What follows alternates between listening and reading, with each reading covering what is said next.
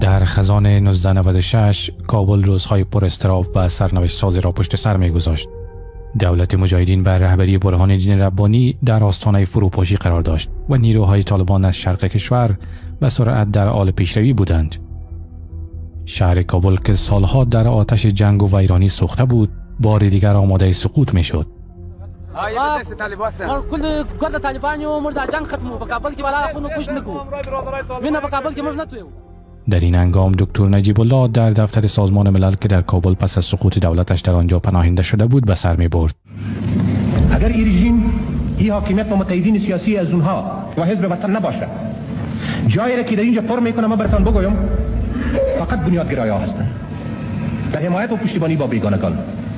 اگر آمد گل بودین و خالص و سیاف در اینجا، این برای ما به صراحت بگوین جای برای میان روها هست؟ ظاهر شاه اجازه میدن که اینجا به جای برای احمد شاه مسعود وجود دارد؟ هوای کشور افغان و روح سرکش تو، هوای سرکش کشور من و روح سرکش تو، دو پاسبان نبرد و دو سنگر جنگ است.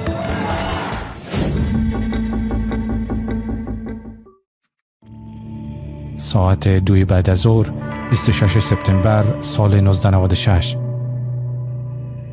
یک گروه مسلح پکول بسر وارد محوطه سازمان ملل در کابل می شوند و به دکتر نجیب الله می گویند که آنها را وزیر صاحب امنیت دولتی یعنی جنرال قاسم فهیم فرستاده است.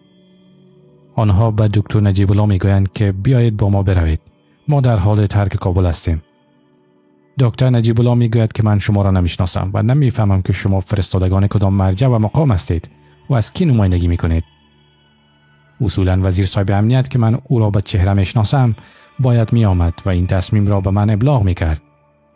در لابلای صحبت خود خنده کرد، گفت میفهمی که امروز 2 نفر آمده بود که هویتش معلوم نبود و توخی و ما و آمزای گفتن و جعفر که بیاین امرای ما بریم. گفتم برادر تو کی هستی؟ کجا برم؟ که این ما نفرای شمال هستم، بیاین بریم امرای ما طرف شمال. گفتم ما تورید نوشتم برادر هویت تو را که تو کی هستی؟ ما امرای تو چرا برم؟ اینجا ملل متحد است، ملل متحد یک سازمان جهانی است، اینا تعهد سپردن، ما امرای تو به کجا برم؟ این تو رو نمیشناسم، تو کدام مکتوبی از بزرگا و کلانایت یا کدام کسی با اعتبارتری که ما او رو بشناسم امرای تو آمده؟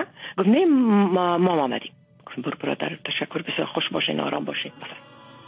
اما مارشال فهیم در یک مصاحبه با BBC میگوید که این شخص دکتر جلال نام داشت و عضو رابط ما با دکتر نجیب الله بود و او را دکتر خوب میشناخت.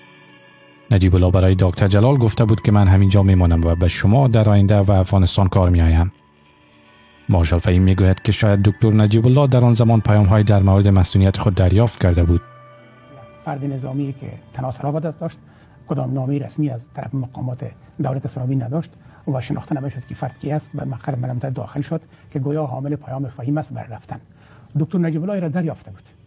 بنا به 4 سال اقامت خود در مؤسسه ملل متحد که در طی 4 سال حکومت برهان الدین ربانی اجازه خروج برش نداده بود. وقتی که خود همین چهره‌های سرشناس و سرشناخته قدرت به دست داشتن و حاکم بودن در شهر کابل، شوراهای شهر کابل، میدان طیاره و همه چیز در دسترسشان بود، چرا اینا اقدام نکردن که دکتر نجیب الله رو بگذارن که به طرف خانواده خود بیاین؟ از چی حسنیت این معتقد می بود و روان می شد به طرف شمال؟ دکتر نجیب الله معمولا روزها می خوابید و شبها به تماشای کانال تلویزیون های خارجی می نشست که از طریق آنتن ماهواره دفتر به دسترسش بود.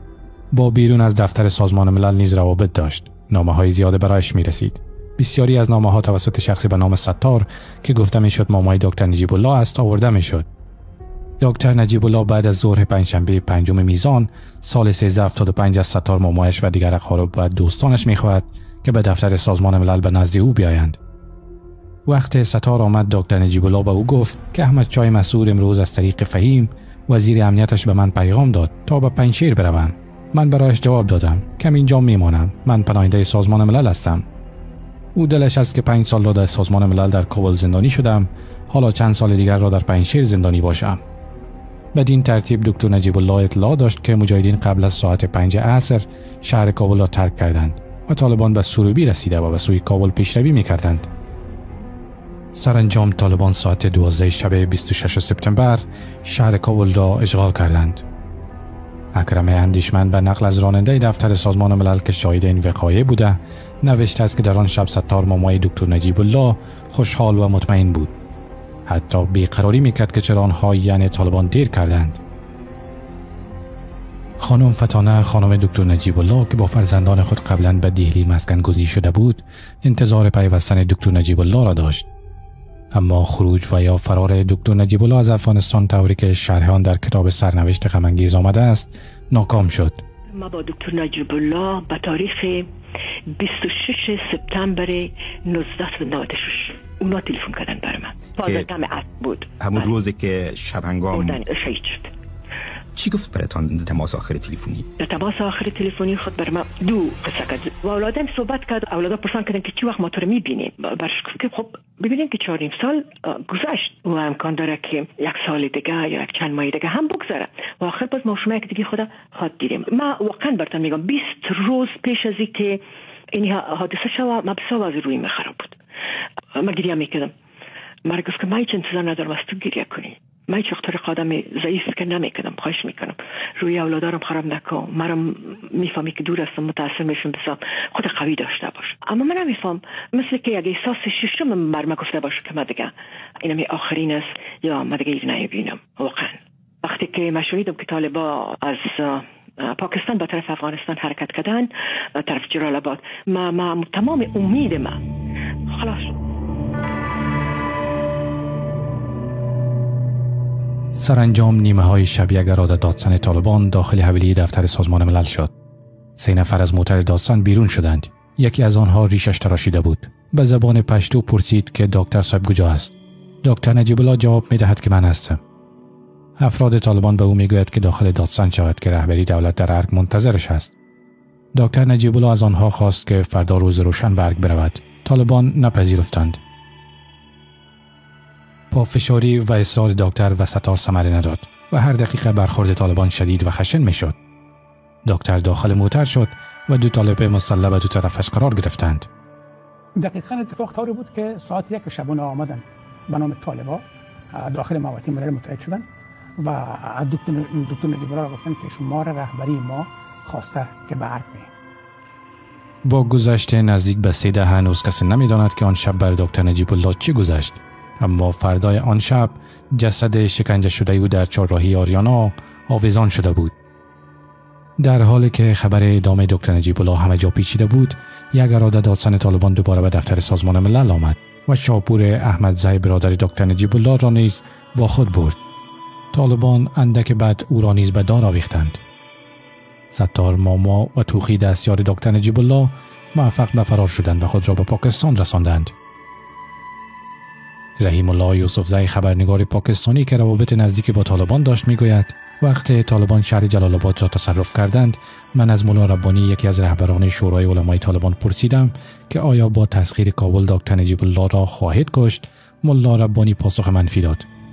اما وقتی در نخستین روز پس از کشته شدن نجیب الله، یوسفزی دوباره از ملا ربانی پرسید که چرا او کشتند.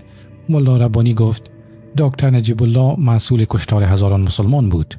و من یقتل مؤمنا متعمدا فجزاؤه جهنم خالدا فیها.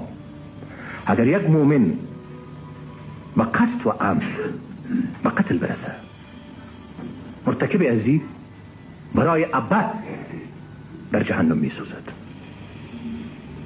و من غضب الله و غضب خداوند بالایش برد. گام خود باید چنان مسئولانه برداریم که خدای ناخواسته صبح در کوچه ها و بازارها ننگ و عزت و غیرت خواهران و مادران ما با برباد رفته نباشه دیگه. حیات سیاسی رو خب بگذار